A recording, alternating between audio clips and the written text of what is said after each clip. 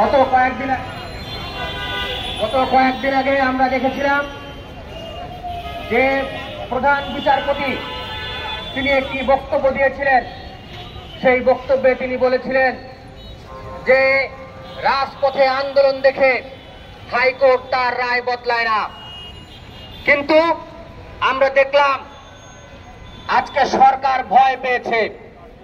সরকার রাজপথে একদিকে আওয়ামী লীগ তার অনুসারী ছাত্রলীগের ছেলেপেলেদের দিয়ে আন্দোলন করিয়ে এই কোটা বাতিল করেছে। আমরা 2018 সালে দেখেছি, সেই সময় সোহাগ জাকির এবং বিশ্ববিদ্যালয়ের সভাপতি সাধারণ সম্পাদক যারা ছিল তারা কোটা আন্দোলন করিয়েছে। আজকে আমরা দেখেছি জননেত্রী শেখ হাসিনা তিনি কোটার কথা বললেন যে কোটা থাকবে। একদিকে তিনি কোটার কথা বললেন, আর একদিকে তিনি ছাত্রলীগদের নামিয়ে দিলেন যে তোমরা আন্দোলন করো। আজকে আমি ছাত্রলীগ করেছি, আমি ছাত্রলীগের ভাইস প্রেসিডেন্ট ছিলাম। এই ছেলেপেলেদেরগুলোর আমি চিনি। আপনারা দেখবেন যারা আন্দোলন করছে তার 90% ছেলেপেলে হলে থাকে। এরা জয় বাংলা জয় বঙ্গবন্ধু স্লোগান দেয় ছাত্রলীগের সাথে। আজকে তারা মুক্তিযোদ্ধার সন্তানদের বিপক্ষে তারা আন্দোলন করছে। যারা আজকে মুক্তিযুদ্ধের চেতনার কথা বলে, যারা মুক্তিযুদ্ধের চেতনার কথা বলে রাজনীতি করে, আজকে তারাই মুক্তিযুদ্ধের চেতনার বিপক্ষে দাঁড়িয়ে আজকে তারা আন্দোলন করছে। আজকে মুক্তিযোদ্ধার সন্তান এবং প্রজন্ম ঢাকা বিশ্ববিদ্যালয়ে প্রায় 2000 ছেলে মেয়ে রয়েছে যারা পরিচয় পর্যন্ত দিতে লজ্জাবোধ করে। আজকে তার জন্য আমরা কোটা আন্দোলন করবো, কোটা চাইবো।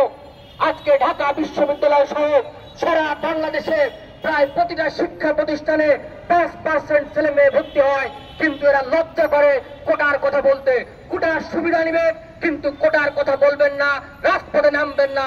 তাহলে আজকে রাজাকারের সন্তানরা আজকে এই পরিণতি, আজকে যে আদালত যে রায় দিয়েছে, আদালত ভয় পেয়েছে, এই জন্য রায় দিয়েছে।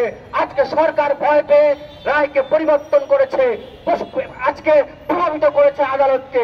আমরা বলতে চাই মুক্তিযোদ্ধার সন্তান এবং প্রজন্ম যারা তোমরা এখনো ইউনিভার্সিটিতে পড়ছো, অন্তত রাজপথে নামো, নিজের পরিচয় দাও। যে বিশ্ববিদ্যালয়ের ছাত্ররা নিজের বাবার পরিচয় দিতে পারে না, দাদার পরিচয় দিতে পারে না, তারা রাষ্ট্রকে কি দিবে?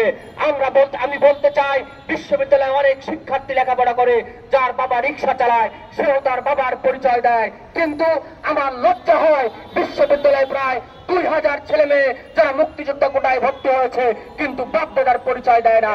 আজকে তাদের প্রতি ধিক্কার জানাই। পরিশেষে আদালত যে রায় দিয়েছে সেই রায়ের প্রতি আমরা শ্রদ্ধা জ্ঞাপন করছি। আমরা উচ্চ আদালতে যাব। আমরা আমাদের যে সংগ্রাম, এই সংগ্রাম আমরা অব্যাহত রাখবো। সবাইকে ধন্যবাদ।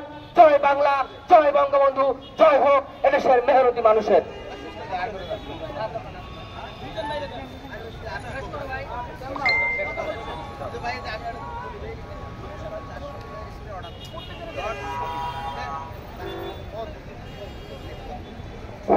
সুপ্রসুধী, কিছুক্ষণ আগে আমরা গণমাধ্যমে দেখেছি যে একটি বিষয়ে বিভ্রান্তি ছড়ানো হয়েছে।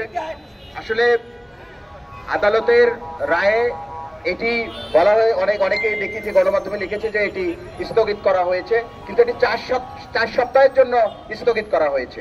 আসলে অনেকে এটি বলা হচ্ছে যে স্থায়ীভাবে স্থগিত করা হয়েছে, আসলে তা নয়। 4 সপ্তাহ পরে আবার এটি শুনানি হবে, অর্থাৎ 4 সপ্তাহের জন্য হাইকোর্টের যে রায়টি সেটি স্থগিত করা হয়েছে। সুতরাং সুস্পষ্টভাবে আপনারা এই বিষয়গুলো তুলে ধরবেন, কারণ আমরা অনেকেই দেখি যে এগুলো নিয়ে বিভ্রান্তিতে পড়ি।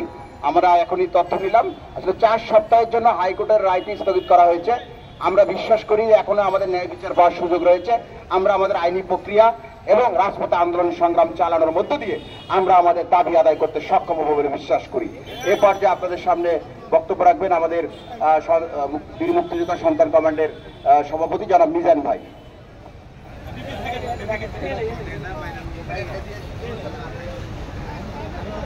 আমার সোনার বাংলা, আমি তোমায় ভালোবাসি, লাল সবুজের পতাকায় মুজিব তোমায় দেখা যায়। প্রিয় ভাই বন্ধুরা, আজকে সংগ্রামে উপস্থিতি